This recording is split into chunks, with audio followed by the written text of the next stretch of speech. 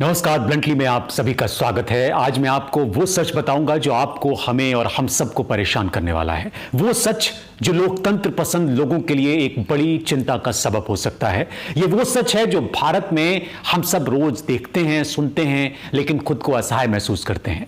आप इन दिनों मोदी की अमेरिका यात्रा के बारे में देख रहे होंगे, सुन रहे होंगे, पढ़ रहे होंगे। कुछ लोग इसकी तारीफ कर रहे हैं, कुछ लोग इसकी आलोचना कर रहे हैं, कुछ लोग कह रहे हैं कि अमेरिका में विरोध हो रहा है मोदी का, और कुछ लोग तारीफों में लंबी लंबी तकरीरें गढ़ रहे हैं गोदी मीडिया में। लेकिन जो मैं देख रहा हूं, महसूस कर रहा हूं, और जो काफी हद तक सच भी है, वो मैं आपकी अदालत में रखता हूं। आप बताइए कि वो कितना सही है। अमेरिका और यूरोप एक जमाने में कहा जाता था कि ये प्रजातंत्र, लोकतंत्र को जिंदा रखने वाले लोग हैं, जिंदा रखने वाले देश हैं, मुल्क हैं। क्या आपको नहीं लगता कि इन दोनों ही जगह पर, यूरोप में भी, अमेरिका में भी, ये सभी देश वैश्विक राजनीति में ध्रुवीकरण और पूंजीवाद के लिए अब मशहूर हो गए हैं, और यही इनके प्रजातंत्र और मानवाधिकार की परिभाषा बन गया है, यही इनके मानवाधिकार की परिभाषा तय करता है।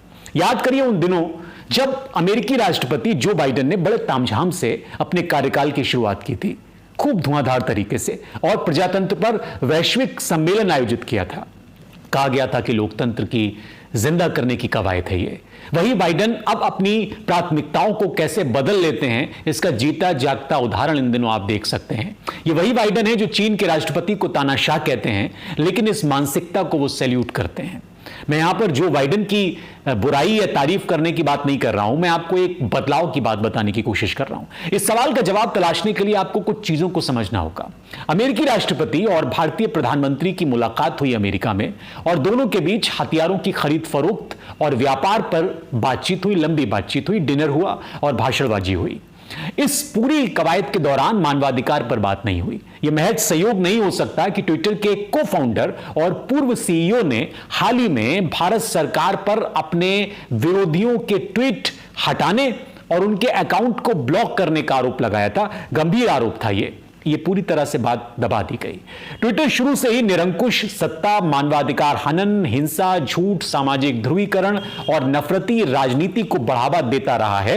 ये आरोप उस पर लगते रहे हैं, ये जगजाहिर बात है, और यही बीजेपी का राजनीतिक आधार भी है 2014 से। अगर आप देखें, आजकल तो सरकार भी फाइलों पर नहीं बल्कि ट्विटर पर चलती है। आप देखिए सारे मंत्रियों की ट्विटर टाइमलाइन को। ट्विटर के मालिक, जो अभी मौजूदा मालिक हैं, एलन मस्क, विशुद्ध तौर पर पूंजीवादी आदमी हैं। मीडिया के खबरों के मुताबिक मस्क ने प्रधानमंत्री मोदी से मुलाकात के दौरान टेस्ला के भारत में कारोबार पर बात की है। और सोचिए, अगर टेस्ला का कारोबार भारत में जल्दी बढ़ता है तो ट्विटर पर क्या होगा, और ट्विटर का बीजेपी के प्रति रुख क्या होगा? जाहिर सी बात है कि झुकेगा। बीजेपी के झूठ और फरेब को ट्विटर बढ़ावा दे सकता है और सत्ता के विरोधियों के ट्वीट को ब्लॉक कर सकता है। इस अंदेशे से, इस आशंका से इनकार नहीं किया जा सकता। पूंजीवाद एलन मस्क को अपनी पूंजी बढ़ाने से मतलब है, उसको कोई पंचायत नहीं लोकतंत्र से। देश की सत्ता को, समाज को वो नफरत में झोंक सकता है। आपने देखा होगा कि एमनेस्टी इंटरनेशनल के साथ ही अमेरिकी कांग्रेस के 75 सांसदों ने, जिसमें बर्नी सैंडर्स और एलिजाबेथ वॉरेन भी शामिल हैं, उन्होंने एक खुला पत्र लिखा, और इसके माध्यम से उन्होंने राष्ट्रपति जो बाइडेन से आग्रह किया कि वो जब प्रधानमंत्री नरेंद्र मोदी से बातचीत करें तो भारत में मानवाधिकार का मुद्दा वो उठाएं, जिसमें भारत में प्रजातंत्र और मानवाधिकार के हनन की बात वो प्रधानमंत्री नरेंद्र मोदी से करें, साथ ही सिविल सोसाइटी और मीडिया पर सरकारी प्रहार को भी वो शामिल करें। पूर्व राष्ट्रपति बराक ओबामा ने एक इंटरव्यू दिया जिसमें उन्होंने इसका जिक्र भी किया, और उन्होंने भी कहा कि जो बाइडेन को इस तरह से बातचीत करनी चाहिए कि अल्पसंख्यक जो भारत में हैं वो किस तरह से और सुरक्षित महसूस करेंगे। ये मुद्दा प्रधानमंत्री के सामने उठाना चाहिए, वो जो बातचीत हो उसमें। लेकिन जो बाइडेन ने ऐसा कुछ नहीं किया, कोई बातचीत नहीं की। मानवाधिकार और प्रजातंत्र उनके लिए एक मजाक से ज्यादा कुछ भी नहीं है, ये अब सिद्ध हो गया है।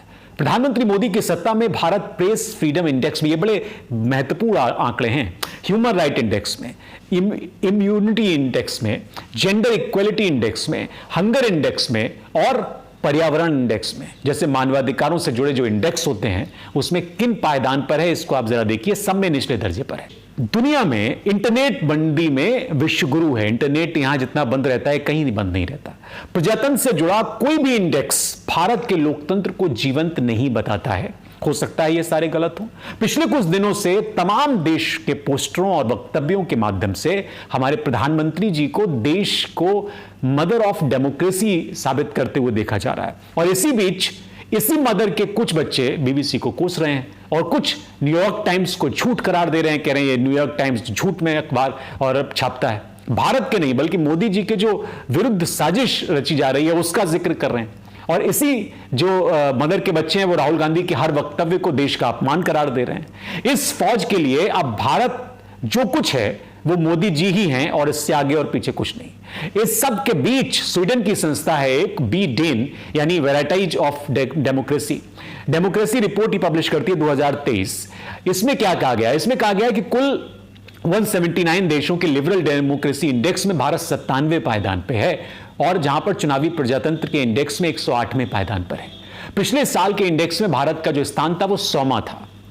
यानी तंजानिया, बोलिविया, मैक्सिको, सिंगापुर और नाइजीरिया जैसे जो घोषित निरंकुश सत्ता वाले देश हैं वो भी इस इंडेक्स में भारत से पहले की जगहों पर आते हैं। यानी उनमें प्रजातंत्र की हालत भारत से बेहतर है इन देशों में। यही नहीं, भारत को चुनावी निरंकुशता वाले देशों में शामिल किया गया है। चुनावी निरंकुशता वाले देशों में यहां पर भी ध्यान देना एक जरूरी है कि इससे पहले फ्रीडम हाउस ने भारत को आंशिक स्वतंत्र देशों की सूची में और institute for democracy and electoral assistance ने भी तेजी से पीछे जाते हुए लोकतंत्र वाले देशों में शामिल किया था। अब ये सारे नंबर गलत हो सकते हैं। इस रिपोर्ट में यह कहा गया था कि पिछले 10 सालों के दौरान दुनिया में प्रजातंत्र को निरंकुश सत्ता में बदलने वाले देशों में भारत सबसे आगे है। एमनेस्टी की वार्षिक रिपोर्ट कहती है कि भारत में अल्पसंख्यकों की मांगों को उठाते आंदोलनों को सत्ता और मीडिया भी देश के लिए खतरा बताती है कि यह देश विरोधी है और उन्हें इसके अनुरूप सजा भी दी जाती है। ऐसा नहीं है सिर्फ बताती है, सजा भी देती है।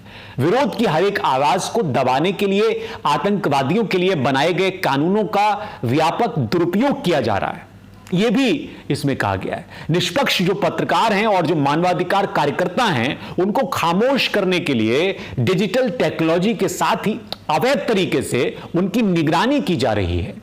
ये सारी चीजें इंटरनेशनल जो एजेंसीज हैं उनकी हैं। आदिवासियों और दलित जैसे हाशिए पर खड़े समुदायों के खिलाफ हिंसा और भेदभाव से देश में ये सामान्य बात हो गई है। और इस रिपोर्ट में जिन विषयों का विस्तार से जिक्र किया गया है वो है अभिव्यक्ति और विरोध की आजादी, गैर कानूनी हिरासत, गैर कानूनी हमले और हत्याएं, इसके अलावा सुरक्षा बलों का अत्यधिक इस्तेमाल, धार्मिक आजादी, भेदभाव और असमानता, आदिवासियों के अधिकार, जम्मू और कश्मीर, इसके अलावा निजता का अधिकार भी इस रिपोर्ट में शामिल है। महिलाओं का अधिकार भी इस रिपोर्ट में शामिल है। साथ ही जलवायु परिवर्तन को नियंत्रित करने में नाकामी भी इस रिपोर्ट में शामिल है और पर्यावरण विनाश भी इस रिपोर्ट में शामिल है। लोकतंत्र को पूरी तरह से कुचलकर एक निरंकुश सत्ता स्थापित करने वाले का इस तरह से अगर कहीं पर सम्मान किया जा रहा है और खासकर अमेरिका जैसे लोकतांत्रिक देश में, तो इसको थोड़ा सा ध्यान देने की जरूरत है क्योंकि ये नई तरह की लोकतंत्र की परिभाषा गढ़ी जा रही है। और अगर अब ये चिंता नहीं की गई तो वाकई में फिर ये चिंता वाली बात हो जाएगी आने वाले समय में, क्योंकि मौजूदा वक्त में इस पर बात करनी बहुत जरूरी है। फिलहाल इस कार्यक्रम में इतना ही, ब्लंटली में इतना ही। आप जरूर बताइए कि आपको यह कार्यक्रम कैसा लगा।